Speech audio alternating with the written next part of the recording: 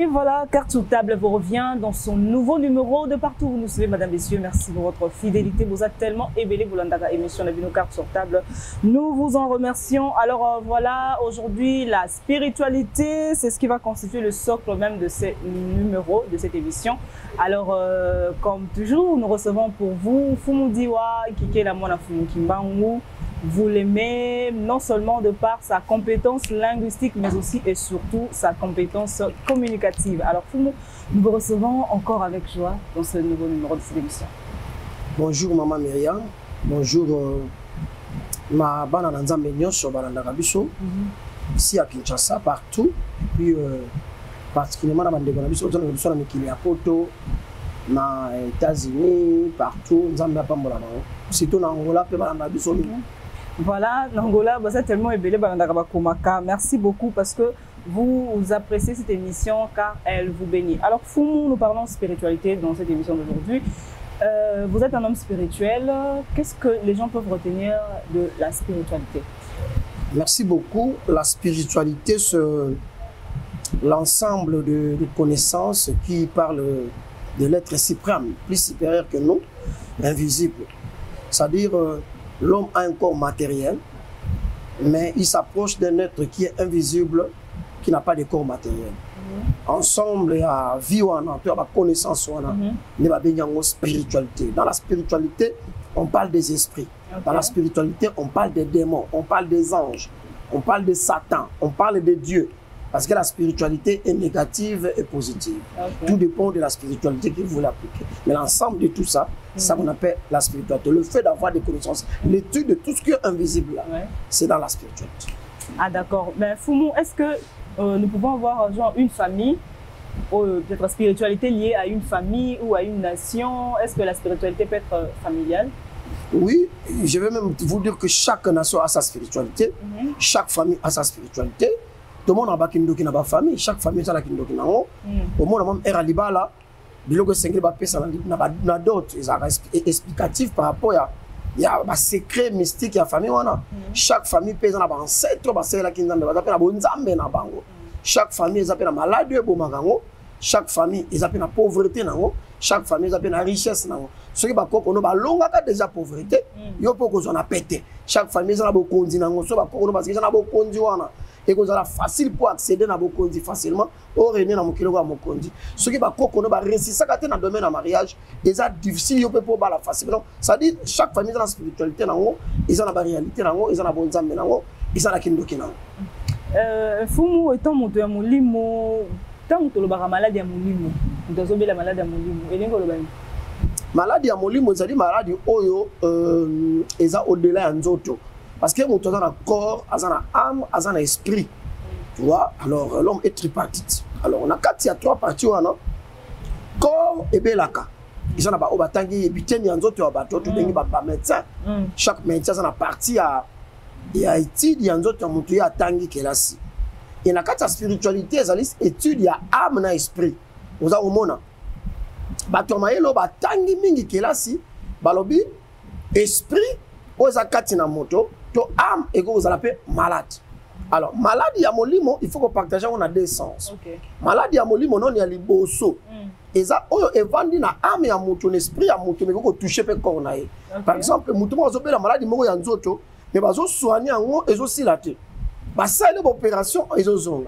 Aluki mabota, azobotate. Et cause la cause spirituelle. Parce que la cause, nous, c'est la raté naturalité. Nous supposons que azana souffrance, mon combo exagéré, à ça la boîte simbate. Asala boy simbate comme au-delà ya nzoto ya maele ya batu comme spirituel. Alors ils ont la batu o ya molimo oyo parce qu'ils pouvaient pas nzambe pour la traiter ba maladie aux ali spirituel. Oza komona mais na kati pe batu batani mingi lokola ba maslo. Ba ekolo ba ke inconscience pe ezali malade. Mutu mususu aza ko vivre na inconscience. Ezali maladie moko grave. Mutu esengeli ayeba que nyonso oyo molimo nezo ko gérer te. Ils ont surmonté comme malade. Il y a un malade, il y a molimo ezali situé dans la dimension ébélé.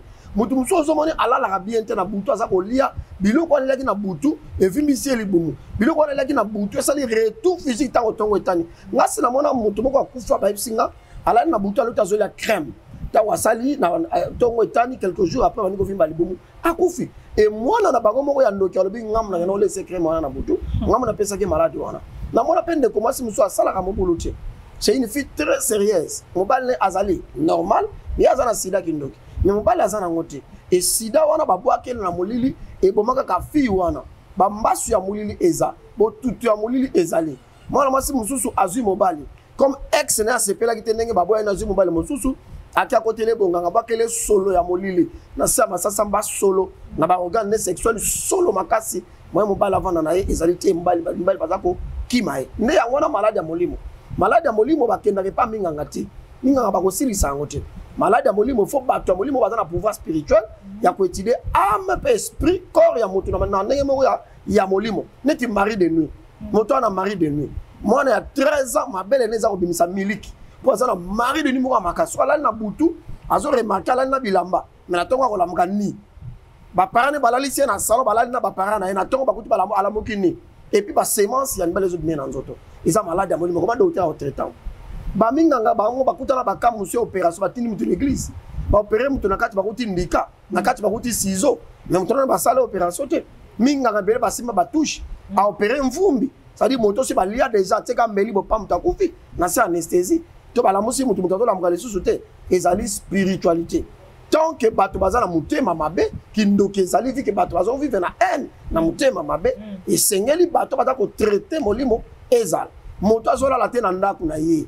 ponda ko wana ba problème bato bakufa bazola mukana kati il faut le moto azambo limo po asa la délivrance a traiter ndako wana moto azana boutique na ye magasin na ye pharmacie hôpital bato bayaka te garage ne ba client bayaka te azana posa moto azali spirituel a dégager ba force quand via bato freinage va na kati sikana donc malade ya molimo ezali kaka na corps te et ko dépasser même corps et continue esprit et continue âme moto même dans l'environnement. C'est ça. Ok, Fumu, même dans l'environnement, malade à mon peut toucher mon tout. Mais Fumu, comment est-ce que vous avez la victime il y a état d'âme, il y a ma bébé par exemple? Ah ok, merci beaucoup. Mon tout à l'heure, à un corps, âme, esprit. Ça dit chaque partie a une porte d'entrée. Porte et un corps, et un sexe. Ok. Madame, ça là, très attention, le diable aujourd'hui a BBC vie à Batu Nanzela à sexe. Au moni lelo na mboka to na mokili sexe comme eloko moko boye et comme facile à voir. Ça dit mutu tout a comme ko ça la sexe exagéré qui ndumba ekoti mingi séduction ekoti mingi et ba garçon ba jeune faza ko se livrer na sexualité mingi. Mais ali porte moko dangereuse pour na ko ça va vie à Batu. Parce que surtout na sexe ya mwasi. Tout ça, sexologue, des émissions de Karanaboutou, et dans moi, il peut parfois, il y a des choses qu'on ne peut pas dire parce qu'on n'est pas des sexologues. Mais nous avons certaines connaissances spirituelles. Nous, tout le cas, sexe, nous avons des cordes, nous avons des vibrations, nous avons des portes. Parce que sexe, c'est à moi si, et puis ça a vie. Bison, nous sommes tous botami, de Outawana, de Bimelawan. Il y a un peu de salobi, mon côté, na kati, na bino, à l'équipe, ou à botama, na moi, c'est à l'équipe Jean-Baptiste. À ça même allusion ko bimana libumu ya mwasi to na nzoto ya mwasi sexe ya mwasi pe saka vita mama azobota azo ganga na maternité ki wana mateke pa na nzambe pe vie ezopesa me pa mwana alors na nzela ba sexe wana moni moi ça za oba déposaka la femme essaie dont on dépose mobile azana ba sémence azana ba charge ce qu'a déposé pa mwasi mwasi a mis charge wana mais oyebi actuellement lelo ba signé bazali beaucoup ba courtoisie ba ngomi ba signé ba landaka mi ba traga ngami ce qui moi sur dans mon boulot tant on va déposer pas mais c'est X mais c'est X soit dans la semence ça m'a bien mais bi garçon mo ka utaka mboka na bango ya ba manyanga ba pesa ka recommandation a ko bimana batambo ba misatu pour akoma na mbongo tant akomi na nzela mbanza Kongo akutani na moto liboma mo ya mwasi asanga nzoto wana ndazo sanga tango liboma ezwa kai alors aya ko sanga sabasi nzoto na batama boma mais moi si garçon na pas na ba jeune fille o anobi mana bango. Imagine toi moto abimina batama boma abimina yo jeune fille atikelo nini tant atikeli jeune fille wana pas dans ba mibali na ya ko transmettre alors ma be ko tambola na mokili ko kanga via bato mi won bazo kufa avant l'âge eza pour la sexualité akutena mo ça mabe basanga na BBC lumière na ye a BBC ba lampe a BBC étoile dans notre na ye bible est la lampe du corps Mais si ton œil n'est plus en bon état, tout ton corps sera dans les ténèbres. Tu vois, même le corps peut subir les ténèbres. Mon père, il m'a dit mystique, sataniste, ça n'a pas de problème, belé zali amabe. Tant au kutani nebo sangane nzoto. Il y a pas semence ne vie ne zawa. Sa vie ce sont ses charges. Ma bena et salité na a déposé pas moi si. Moi ça ko la sanyo azako yamba. Za ko mona. Tant ya yambi. Ba semence wana yambi ko zo vie pas moi si. Oh na zaki na ngana vraie date. Oh ça là qui na préservatif. Ça n'a pas ça n'a sens mon côté spirituel. Ça n'a fait. Tant yo yambi yango moi si. Ba semence wana ba nikati na yo. Soki mutu wana aza agent diable. Akoboti sango na couvert satanique na libumu na yo. Au moment où on a une inconscience. Tant qu'on a une yo, à chaque fois que vous avez un bon, on a un boko. À chaque fois que vous avez un bon, on a un boko. À chaque fois que vous avez un boko, normalement, banana ko freno bota depo yo za na bango déjà na libumu balingi charge te po kuma na bana belé na ndenge ya nzoto na molimo soki kaka moto alaki yo banana ko mazana kati esprit na yo ba koti na penser à moto na nga zo mbongo ba sani ba tie loboko ba tie intervalle entre yo na moto wana bonbongo wana ekomela ote et vice versa pepa mobile donc mabe et autres les canavia ba tuna ba sexe ebele pona ko sisa mama mwaza na mwana mongole au kana Kinshasa ba kanga na leta mwana mongole ya mobile maman on a kisine ezalini ya kosala kaka ba semence mwana ya mobile mais asala kanini asangisaka ngona ba lampe ya ba fille parce que la femme lorsqu'elle fait les rapports sexuels a dégagé ka huile wana ezali force esprit na ye alors maman na osani abimi na mutuka na ye aluki ba jeune fille asolo na bango pesa bango mongo amemi ye na ndako babimi na mwana ya mongole ya 42 ans ana ndako ba sali ba rapport sexuel maman wana siko akosala nini na kati ba rapport sexuel ako récupérer vie ya mwana mbali wana a récupérer vie ya sœur wana a partir ba rapport sexuel ba kosala pa kopesa bango mouchoir ba pangusa ba semence wana pour récupérer vie ya mwasi na vie ya mobali. Alors imaginez-vous maman ndenge wana mbongo wana vie ya bato bonye zobeba jeune fille bimina mongole yo kutane na nzela osangana nzoto sepe nae parce que ba komaka ba séduction moko makasi au moins ba fille moko boye so tali kaka boye okumi na makanisa ko sala ekobo omuka posa nzoto na mala moko so aza ko tambola za ko leka aza ko stimuler bato na mabe bazana ba force ya ndenge wana na banzoto na bango ata yo sangana na ye papa na mwasi na ndako o sangana na ye amemi yo liwa na ndako amemi lo apom na ndako amemi lo maladi ya moni mingi bazonga na ba prostate bazonga na ba malade si la kate stérilité ba infection molili pona kindoki o eza ko se transmettre na nzela ya ba sexe. Donc ma soeur, faut de ça là très attention monde des autres tambola na sexe. Alors na pas te pe a monoko ezali. Ba fi boni lelo bazumi noko na bango ba tiango biska ba ko chatter. La vie et la mort est au pouvoir de la langue. Tant que l'obaka par dans nos paroles, ils ont la force spirituelle ou attraction et bien de la kabiso makamalam pour y avoir biso. Mais mingi ba livrer ba langue na bango na mabe. Pourquoi la Bible même dit la psaume? C'est lui qui veut jouir de la vie, qui aime le bonheur. Hein, la psaume, je pense, 34 comme ça. Et quel est l'homme qui aime la vie et qui désire la prolonger pour vivre du bonheur? Préserve ta langue du mal. Et t'élève des paroles mensongères et pratique du bien, évite le mal. Donc la langue est sacrée. Tant que nous avons la langue, nous avons la tamabé. Nous avons la pratique à mabé. Nous avons la mabé et qu'on bloque le bonheur. Alors, porte maintenant esprit na âme et ça va noto. Au total, ça porte en zoto. Ba porte en zoto. Nanzela bandoto mutako kote la yo. Alukio na moya zuyo te na bandoto azuyo. Abecho kibota, abecho maladi, akoisio. La plupart de grandes autorités, de grandes personnes, même des hommes de Dieu, je connais une grande maman, c'est parmi des femmes qu'on avait dans Mboka, vraiment, à part Maman Toumba, c'était vraiment une maman qui était très puissante avec autant comme on a. Bazari, niveau à Maman Toumba, je suis tombé par Maman Toumba, en tout cas, bango peut passer dans la force, mais tombé autant à Combo. Maman n'a pas na bandoki, alors ça bango devant l'église. Amé bango nanda kunaye, pour vendre kanaye, ba koske kindokesili. Tant ba ko vendre pas maman wana, ba yo kadi ba bomaye. Ba ça ni, ba soubeli bilo ko lia na ye na nenga molimo. Tu vois? Et na ba noto ba tubi otonga kindoki. Maman na muvimba libumu lelo akufa.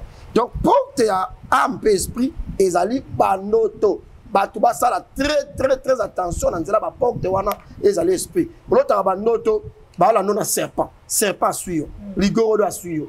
Oto 500 autres na mboa. O 500 autres na mutaliboma. O 500 autres na munele. O sukula na mai. autant on a excrément à espace à saleté ozo suba na kata ba toilette publique saleté autant na ndoto ozo suba na butu pe na moi pe subi normal ozo ndoto ozo lia ba misuni mikate ozo lia ngo ozo na butu za ko nonger tu vois ozo na mutu na butu ko mi muta liboma sala attention et ça ba signe mabe pona ko la sake ba komi ko toucher déjà porte d'entrée esprit na yo pour ba affaiblir yo maladie ya molimo ezaka kate ke il faut que le bilango na contexte moko ya religion.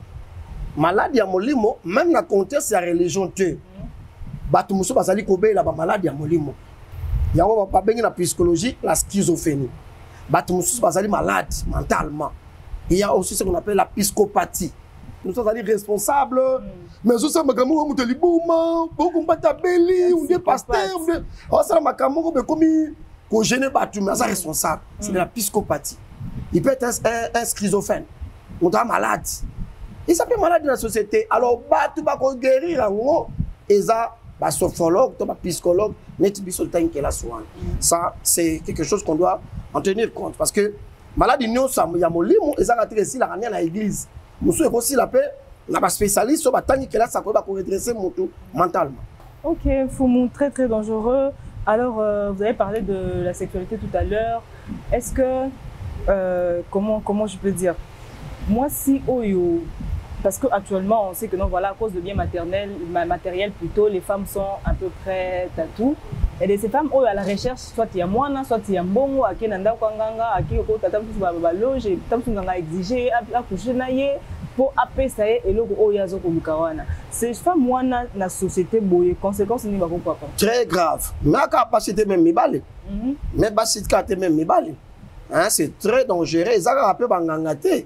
Même na bateau bala panda ya kubala te na vie na bango ba chaka tolo na bango na se ba jire banganga nzambe oyo bala panda ngana la panda nganda iwana te na chaka tolo na se te na la pakanda ko servir nzambe na ngapona na bomoto na moto mais batu ba milati saka bonganga nzambe ona bona ke bango ne banzambe ba chaka tolo na se ngai na ndimi bomo na ngai mobimba na kubala te o sangani na yo ozu ba prendre ba charge mikumba ya lien na ya alliance na ye là-dessus. Mon toi bimina nganga mais c'est normal, c'est clair, face à ma malédiction a commis porte malheur à ma charge. Les bimona la moi simoko on a 13 ans, ma famille ba mema qui est pas nganga. Azala qui l'unique fille oyo abotama ki na famille wana. Alors ba ngaka ba pese pouvoir à chance. Kuna na mboka kuna ba mboka na bango ya ba mai kuna ba kota ba Équateur. Ba memi na mai vika za mwana 13 ans ba pola ba ndiko bimaye. Ba jouer ba coach na kati ya mai, ba fongole makolo ba raser ba poile ko ina mai na mwasira, ba raser PAC. Basaki bazui soso bakati kingo basopele makila balobi ke mwana mwasi akokende partout mibale bakolinga ye akoningisa mokilo yo akozana mbonge bele wana na 13 ans mwana wana akoli Kinshasa sali vie mingi ozomona bazo réunir aka mituka chere na bi batunyo sauter mingi ozomona basi mibale mingi bazo yango na bondoki mais après un moment tant ba réunir akomi na posa abala mibali bazako yate soka abimi na mobali ifakufa même temps bana ko réunir wana so mbalo lingi ozo pese ba mbongo bo sala ina nete fombala kufa. Alors cette fille là s'est retrouvée à faire 16 garçons a kolinga un frère comme ça en Christ assis cette classe na zumsa na ye na société mo na mbongo na biso awa et frère wana ayekuta na ba poma ba malade ba accident alinga kufa ba kati même lokolo tango sœur wana ko comprendre atali vie na comprendre bi pourquoi mibali non sona zwaka kaka bakwela makambo ba muso bakufaka c'est que makambo ba sala kanga yango nezo réclamer nga akokutana biso il nous a parlé tout ça les délivrances mais faut voir moi si à maya so bakata nzoto na nani atinde ke banga ba koluka nga na panda ke nga na mai ba koluka nga na mai nga na li serpent une partie serpent une partie mutu na kota na kati nga na pesa vie à se batu na pesa domination son pas le monde ko kolala la kinya te fuka ko linga yo pesa mbongo. Mais le moment moi soit comme malheureuse, a comme souffrante, a comme son talent qu'on dit maté. On nous sa joie qui la perdre yango, abadi même ko bela, mo ba la vendre kana été mi bal ba kufi 16. Et o alinga kufa suka bukani 17e, ba katie lokola biki poza ko sambel. Bande ko nga tokeba. Et le ozo bo mabiso le lo za ko attirer batu. Bat balingi basi akimia te, o avandi na ekimia nzamba kelie na ya zane simple. Bat balinga la plus belle femme du monde. Babalinka le plus beau homme du monde. Babalinka ka mobala za na mbongo. Nyonso ko za na mbongo na ye. Mais relation yango zo bomba batulelo. Ba se livrer na mabe. Webi mibali ebele ba koti bonganga. Ba bebisi ba na basi abatu. Ba kiss ba domination. nazana muso komi mwana bato babiloko na nzoto asali balliance atie bamito basirene na nzoto akomi koutilize mwana mwasi wana na butu bakabana mwana mwasi wana komi mwana mwasi baka kolota ye parce que ye mutu adévirige akasala bacérémonie ta mwana mwasi azali mwana moke constat 17 à 16 ans abusé na komobebisa ye akomaya koréclame na butu oyebi mingi na monde artistique mingi na monde ya bastar mingi na monde mpe basala nzambe po bakoti mpe molili bata kosala mpe baetoile bato ya bana na nzambe na baeglise na bango na baseur bamosusu bakoti bapratique ya mabe tokomona mokili oyo mpona bazwa bachance ya bato basalela yango tosala très attention. On avait attrapé un pasteur à tindaka bato na église na bahotel baka nolokotaka bapapier mouchoir basi basalelaka na bahotel bakangaka bomonaki na balakasaka na radio azwaka na basperme mibali akosalela yango nini toyebi na biso te mpo mouchoir basalelaka ti hotel oluka yango pourquoi asalelaka yango tout ça toyebi te nini asalela yango. Tout ça là très attention, tout ça dans Nzambe, pour que biso mayele à molimo pour que tous à la force spirituellement, mabe wane comme la chose. Alors justement, fumu mto peut-être les gars qui na banzela wana alupe OK akota kasna lo sambo asambela akoti pe lo sambo pe belende bande ko pe olelo ba ota awana mangengenge na ba tendance à permanence comment on sambela. Mais situation comme ça sur le plan social, beau changement exact. Mais est-ce que la prière ne suffit pas pour changer la vie sociale d'un individu? Bon, vous parlez de changement, c'est quel point? Changement spirituel, changement mental? En tout cas, dans tous les domaines. Bon, en tout cas, la vie sociale. Kosambela échange à ba mentalité à batouté, ce qui m'a côté en profondeur. Je vais lire moi moké awa na cadre toujours codifié bandeko balanda kabiso. La mentalité, c'est l'ensemble des croyances et d'habitudes d'esprit d'une collectivité, la mentalité d'une époque. C'est encore une disposition psychologique ou morale, état d'esprit. Ça dit, tu vois, ensemble de manières d'agir, de penser, de juger de quelqu'un, avoir la mentalité d'un fonctionnaire. La mentalité, c'est différent, il y a un comportement. Le comportement caractérise l'ensemble des réactions adoptées par une personne dans son environnement et face à des situations données. Exemple, avoir un comportement hypocrite ou avoir un comportement méfiant. Tu vois, il y a des comportements de groupe et individuels. La mentalité, c'est comme une chemise que vous portez. Donc, il y a des mentalités que vous pouvez porter comme une chemise que vous pouvez enlever si vous voulez changer votre mentalité. Et maintenant, pour terminer, il y a ce qu'on appelle le puits génétique. C'est-à-dire, c'est le fait de changer ce qui était habituellement dans un système de famille ou héréditaire. Tout est modifiable, on doit changer les habitudes et les attitudes.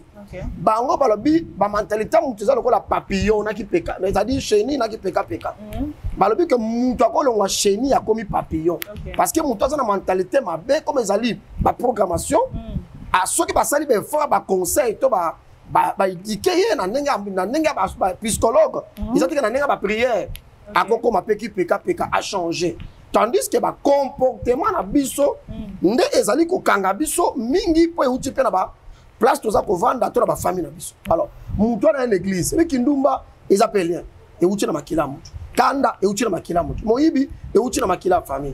Ils ont pas comportement, n'a pas mentalité, oh, échange à côté. Mais par les efforts spirituels, conseils, bah, sophrologue, bah, il y a ce qu'on appelle le puits génétique. C'est-à-dire, on peut changer ma mentalité, mais il faut effort pour avoir un comportement. Parce que ça va programmation na makila na biso. Mona mutu mo za kanda, mutu mo za kindumba, mutu mo za tonga ba, mutu mo za ça dit comportement na mentalité no oyo ezakati na yo, ba mona ke uti na kati ya famille. Alors so ke ko sambela, e ko sila na ngote pozo sambela. Yo sila te, ya ozo na bato bazo sambela, bataka na ba comportement wana. Mpo yango sila kaka na ba conseil, to sila kaka na batoli ya bato, ba côté ya moto, ba psychologue, ba sophrologue, ba comprendre yango. Et puis mon changement corporel, la vie sociale à moto. Et aussi la tête pour moto sambe la mingi. Tu vois comment on a sambe la mingi quand que change la vie sociale à moto. C'est que les motos à sambe la paix à savoir ton connaissance. Ils ont poussé à tirer on a des sociaux bateau pour venir échanger. Parce que bateau comme un médecin pour sambe les mingi. Comme moto comme avocat pour sambe les mingi. Moto comme journaliste pour sambe les mingi. Autant qui est là c'est pour comme oyo comme il est là. Et c'est que les bateaux à savoir na connaissance ko zala na mayele na domaine moko bazulu ko na société moko boy bazulu ko na musala moko boy po osala pe ozwa salaire na yo otia mayele non à disposition ya bato ba futa ombo savoir pe ko zana ngo e bien ko sa elo mo boy ko filmer ko monter ba image tala ndeko na biso ingénieur Stéphie c'est depuis longtemps que je connais mon jeune frère mais tu vois qu'avant il on a musala na ye maga tangela ngo classe mais donc monsieur beta pe abakila makila pe ya moto na mayele na ye sangani de là ça ko vivre na vie na ye na mwasi na bana na ye na musala ye ko la kiwa donc tu vois que ko sambela na église ba otia biso mingi évangélique ezali discours lié à la tendance, il y a doctrine et religion à battre. Or, le discours évangélique est dépendant de peine à leader. Parce que même les musulmans, ils tiadisme pour combattre les sango, pour l'évangélisation, pour gagner les musulmans. Les musulmans passent le tiadisme pour gagner les catholiques, pour taper l'islam. On appelle les évangéliques. Bethel ba cause évangélique na bango lilo ba cause évangélique na bango néo apostolique ba cause évangélique na bango témoin de Jéhovah ba cause évangélique na bango ozomona catholique ba évangélique na bango missionnaire ba évangélique na bango Branham ba évangélique na bango o eza discours lié na religion na bango na ba leader na bango échange la vie sociale mututi o comme kaka na connaissance ba illusion ya doctrine yo ndimeli wana oyo ndimeli yango ndokoma nango. À chaque fois qu'on a moto, on partager évangélique na yote, penser à religion yote, erreur. Il est dans le faux. Or rien ne prouve qu'il est dans le faux parce que toutes les tendances là, la idéologie ou la religion, ils ont toujours mis en cause. Parce que qu'est-ce qui prouve que bien on a besoin de la vérité, égalité. Et là que vous changez vie à bateau, ceux qui vont dans va comprendre que en dehors de Sambela, n'a qu'une la classe pour un niveau, n'a un titre au besoin de la société pour ça la musala. Donc on a eu la musala. Donc c'est qu'il va pasteur. Na ba matière na biso na ba communication na biso to kotsa ba enseignement wana oyo ko équipe pe ko former mutu pour comme utile na société soki ba na nzemba yekoli ba ke ko tanga ba ju savoir ba ju ba connaissance ba domaine moko boye église aux assu pauvreté azo sala église aux na mbongo ebele momoni ke église ali pauvre lo tilo po nini ba te ka ba to Lazare ase kwa ki bongo esaini question est-ce que esaini Lazare a c'est quoi qui oui, c'est quoi qui mais ça change quoi en moi? Tout ça, Marie de Magdala, Maria de Magdala, c'est ça les nines. Mala ça nous tire ça yi. Ngada rejoindre na katabala so. Tu vois, il y a même des gens qui disent ne sabato kolo suyaka est-ce que yé mo habite que faya. Yonde fo benga na makasi. Yé mo habite que faya. Yonde ko benga yaka ko zo benga yaka mata couper a jina sikoza na ngote. On a pauvre en soi. Oui na mokili oza neloko moko te kolo yaka. Parce que ba religion ba te ba to na ba religion ba tu ba kenzambe alobi tu travailleras. Il a dit encore tu feras ton ouvrage. Ko sambe la mingi sala. Regardez aujourd'hui dans nos églises, la plupart des pauvres, c'est ceux qui prient beaucoup et ne travaillent pas. Et puis je te dis à Batou, sambela sala, sambela yekola. C'est ça qui va changer la vie à Batou. Mais ma développement la vie, il y a mutungane nazali ah. Tola la ba permanence. Tonyo komati. To teka ba mai, na teka kwa na gimpese. Tonyo kama pe to teka ba manga. Na mpozo na to teki ba manga. Mais tango na yekoli kelas na su diplôme, na su yekola kaka. Na su musala, vie n'a changé. Tu vois? Lelo yo vie nous changer pour ça là qui musala. To sambela to yekola ndeko changer vie na biso ba. To kaka spirituellement na yambi yezo moyiba kaka. Ils a comportement à famille. Voilà, Fumu, parlons développement. Qu'est-ce qui peut développer un peu? Merci maman pour la question. Le développement d'un pays, d'abord sur le peuple, dépend d'abord de la peuple. Okay. Ce qui peuple va se développer, Mokapé ko se développer. Okay. Or, Natango Tozali peuple a inconscient. Je vous ai dit tout à l'heure que l'inconscience c'est une maladie, la psychologie. Et nous avons ce qu'on appelle la pathologie sociale aujourd'hui. Nous avons makambo, nous avons dans la société. La société, parce que il ne faut pas oublier que les sociologues disent que l'homme peut influencer la société. Les anthropologues disent que la société peut influencer l'homme. Tout ça, très attention à la société, qui peut s'abisso. Et que le mode de vie n'abisso. Alors, pays qui se développer, tant que peuple a inconscience. Dans la maman na mboka na biso, bato batangi, baza ko raisonner, ne ba ko construire mboka lo bazali mukie.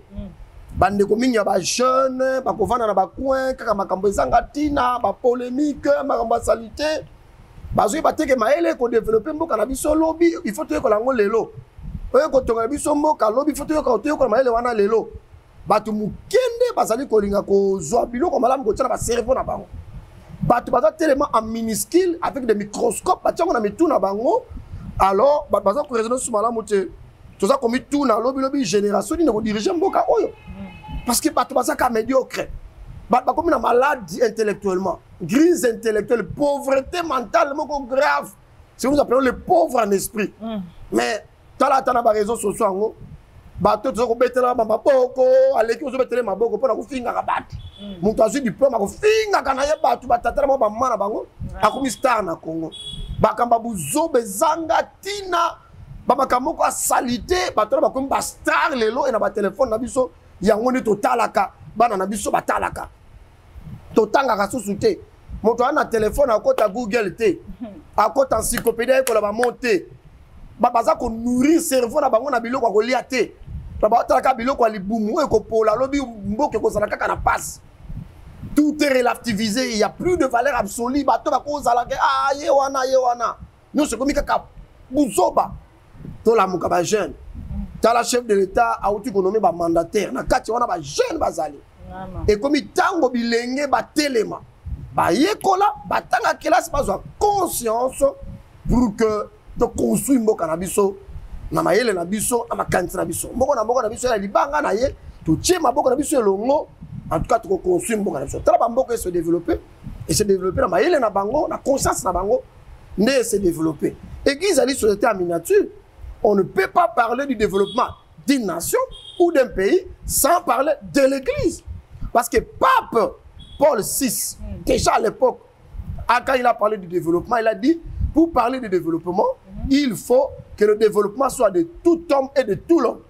C'est-à-dire de tout homme, on doit tout s'engager alia, n'est pauvre, riche azala, alia, pauvre alia, yo le kwanga, ngana le lipa, yo le sosonga le Thompson. Il a dit aussi le développement de tout l'homme. C'est-à-dire l'homme doit se développer na katinaye pour que le développement ezala total. C'est ça.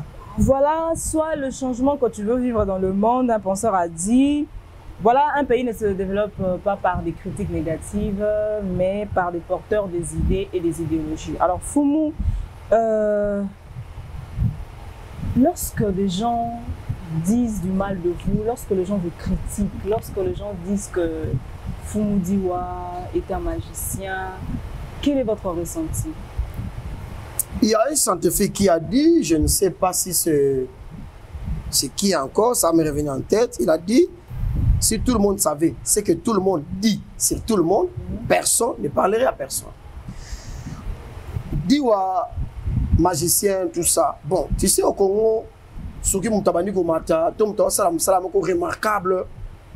et vous avez fait la communication comme moi, vous connaissez en communication qu'on appelle l'opinion.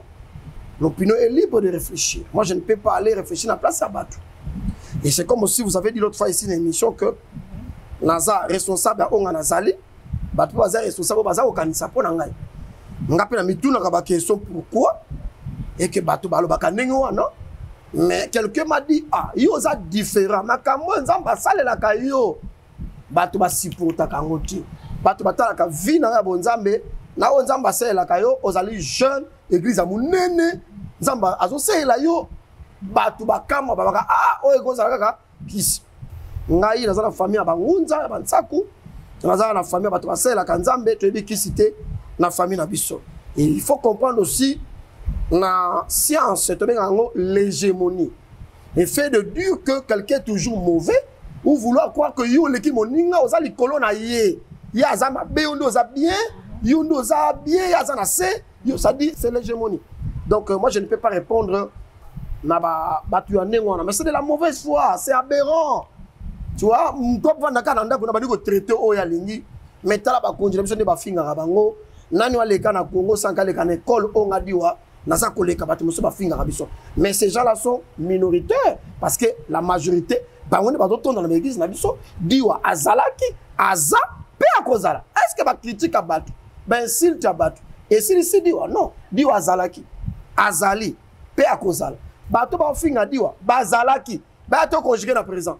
Bah, il y a pas qui maté, pas quand on a terrain, tu conjugué fait mettre en présent. Ils vont comprendre que, bah, quand tu as passé, juste continuer au Kenya Bosso. Un leader, à tel matin, pour pas de le banaye, avant ça, a dit que, Azan dans les bons, Azan la carte, ça m'a pété. Maman, ils ont pas tout analyser même en neuf nanga. Tu vas je me suis dit ça là, travail ma soeur, ma melo, na université, à temps on a maintenant temps non. Aïe singabi, tant que tu vas ni messa moko, ça qui travaille, toi qui belé la salle. Oui, pas ma question tout n'ingani. Monsieur le pasteur, qu'est-ce que vous avez fait pour que vos babes deviennent comme ça? J'ai dit, nayo ma soeur. Oui bien, on était à me poser à mon balité. Mon neuf nanga ça nenge babote langa. Mais dans la dame, vous sortez à la télévision, mon neuf fois PMB tout ça. Mais il y a de ces pasteurs là, tenta comme neuf na bango, lundi, ah ouais, jaune. Mardi, ah ouais, comme rouge. Mercredi, jaune, ah ouais, comme noir. Bazar na télévision partout, batu ba critique à bango. Mais ouais, on est en naturel, na tiens na teinture, ne batu ba sumu karapo na tiens. Est-ce que mon neuf fois PMB, il faut ça la kaka bango? Biso tu la kamika wangira, tu ça mon neuf fois PMB. Pourquoi les gens ne peuvent pas croire que c'est un gamoko? Ezali un gamoko. C'est que quand on dit aussi que ça na kisi, ezara langage ba pauvre en esprit. Là ça entend côté les mapona biloko wana te. Na osala musala ezali très remarquable na mboka na biso. Lelo soko tuni selemba otanga ba église. Ya minene na selemba o lelo za ko marquer commune. Ba ko tanga di wa liboso, ba ko tanga di wa mibali. Ba président Godin Poyi ba lekaki aw. Ba papa Molière le mbalemba ba lekaki aw. Ba Jean-Marie Lucoulas to eda bango. Patrick Bologna ba lega aw. Ça dit to yamba ba autorité ndenge na ndenge même à l'époque il y a Joseph Kabila, tu as ma famille présidentielle à ou en église. Ce n'est pas une petite église et dit on n'est pas un petit monsieur. Scientifiquement, spirituellement, intellectuellement, socialement parlant, dit ou azali posé. Moi je suis une girafe. Tu vois? Je suis une girafe. Si tu veux me mesurer dans ma colonanga après mesurer kingo. Tu vois? En même temps, bato bazolo bandengo wana baza na niveau toi na ngotelelo. Mentalement, il y a réflexion, peut autosal. Donc, je n'ai pas le temps de répondre à ma tocard, tu vois. Les tocards réfléchissent comme ça. Et moi, je n'ai pas le temps de répondre à ma tocard. Ouais. Voilà une intervention peut-être qui pourrait être justifiée par les sémioticiens qui disent qu'il y a du sens que dans la différence. Alors voilà, peut-être parce qu'il est différent, parce que vous êtes différent, que les gens disent ce qu'ils peuvent dire. Alors voilà, Fumudiwa. Pourquoi actuellement les fidèles des églises n'ont pas confiance en leur conducteur? Pourquoi Moundimako préfère se confier à pasteur Alibanda, à pasteur Moussoussou, que pasteur Azokambaye? C'est l'ignorance. Il y a qui est commissaire Mkolo Tazaka bébé. Mon temps comme il a 30 ans, taka couche, parce que la kaka. Au bout de moi, comme il a 10 ans, parce que la taka couche. Car la foi avec de ce qu'on entend. Nous sommes ce que nous mangeons, ce que nous buvons. Et pour avoir une longue vie, il faut ce que je mange et ce que je bois. Moi, je suis ma belle épouse à santé, mais tant que bana on a dans l'église, bazo me la ma belle bien te bazo ka ba bébé spirituel, akolonga na nzala epa na bangwa ke pa baninga, donc bazali nomade. Yo somoni mboa, atiki ndako na bango na nzala ke pa ba voisin ko la kuna. Te, akoluka bele ko ya mazo na ndako na bango. Bandimba so na confiance ba pasteur te parce que bazo ko luka biloko o mokili ko pesa bango na église. Mutaeli lobiko akozango na minganga, mutaeli libala akozango na mokili, mutaeli mbongo akozango na mokili. À l'église, les gens oublient qu'on vient chercher ce que le monde ne peut pas nous donner, la vie éternelle, la paix. À l'église, on vient recevoir l'onction, le pouvoir de Dieu, l'intelligence spirituelle pour booster ngana kenoko sala na zwambo. On ne vient pas chercher le travail à l'église, l'église des entreprises état. On ne vient pas chercher le mariage à l'église, l'église est la place au bal de sabatouta. Tu vois, il y a à l'église. Mais les gens sont tellement ignorants. Ah non, t'es passé à ça, une onction, t'es. N'a qu'une place, pas au sac là. Et bah, tu vas la nomade, maman. Et ça, les maladies, très, très dangereuses dans l'église, dans l'église, c'est stable. Et ça, c'est difficile. Pour la nini, bandim, on a confiance à pasteur. D'une part aussi, responsabilité, ça peut être pasteur, à communiquer avec ma belle bandim, bandim, tout le temps, pour la tambour, on a kaka. Pour ça, on a bébé spirituel. Ignorance. Peut-être que les pasteurs, pour certains, peut-être. Pense qu'ils ne sont pas aussi dignes de confiance, peut-être. Bon, même Jésus peut comme là, Zali Kamboya, dès que pasteur Azaka Mabé, Jésus a combien de disciples? Parce qu'il a 70, 72. Combien de Kenda qui, l'école enseignement, 60, 12, Batikal. Il a dit quoi? Enseignez-leur à observer tout ce que vous avez prescrit. Jésus a dit enseignez-leur. Si les gens sont très mal enseignés, à cause de la comportement côté pasteur, 60 ans parce que comprenant que l'enseignement est sauté. Quel est son langage? Son langage est trop dur. Qui peut le supporter? Tu vois? Donc, parce que comprendre le langage, il y a monté été. Babi azali trop dur pour supporter le langage parce que c'est bon bali anzo to ne ba mela makila na comme baza ba pauvre en esprit ba comprendre qu'il y a ngote batika ki yesu. Donc ezaka ignorance bon moi en spirituel. Il y a que croire que pasteur a dans la TV, à l'équipe pasteur na biso. Même moi, quand je parle comme ça à la télé, je ne dis pas que dans l'équipe bateau. Il y a vraiment une mission dans la tchaka miracle, na tchaka pe ba publicité, na émission dans la télévision, na concept ba radio, ne bilo ko na te monsieur ezalaka. C'est pour dire que je viens pas à la télé pour montrer aux gens dans l'équipe bateau. Na ka na télévision pour que ça face monsieur si a dit. C'est ça même communication. C'est-à-dire que je communique pour que les gens puissent avoir notre façon de me connaître. Na o na yebi suko. Donc on a tchaka ba témoignage té, na tchaka ba image église na ngate, na sala na télévision té. Je viens donner ma connaissance pour que bato ba juger. Ba yeba, mon tout aussi ki lobi le loza utile pour la mission parce qu'elle est biso makambo to yeba ki lobi, c'est ça. Merci beaucoup à vous qui nous avez suivis de partout. Suivez-nous également sur notre page Facebook Fumu Diwaki Makikaka. Abonnez-vous. En tout cas, vous aurez en temps tout ce que nous faisons, tout ce que Fumu fait, les actualités, les informations sur ses activités, sur tout ce que Fumu fait, sur la page Facebook Fumu Diwaki Makikaka, mais également sur TikTok aussi, Roger Diwa, sur Instagram, Roger Diwa Kinkela, prophète Roger Diwa Kinkela. Ceux qui veulent entrer en contact avec Fumu, on le dit, on répète encore, écrivez et n'appelez pas, écrivez, mais également retrouvez cette émission ou nos émissions sur la chaîne YouTube Walim TV. En tout cas, vous aurez toutes nos émissions, vous abonnez. Merci également à Jancy Mabana qui était derrière la caméra. Merci à Stéphie Soki qui a été là pour la réalisation et le montage de cette émission. Merci à la grande équipe de Kimakin Kaka. Voilà, je ne vous oublie pas. Merci. Quant à moi, je vous retrouve avec le même plaisir très prochainement dans un nouveau numéro de cette émission Carte sur table.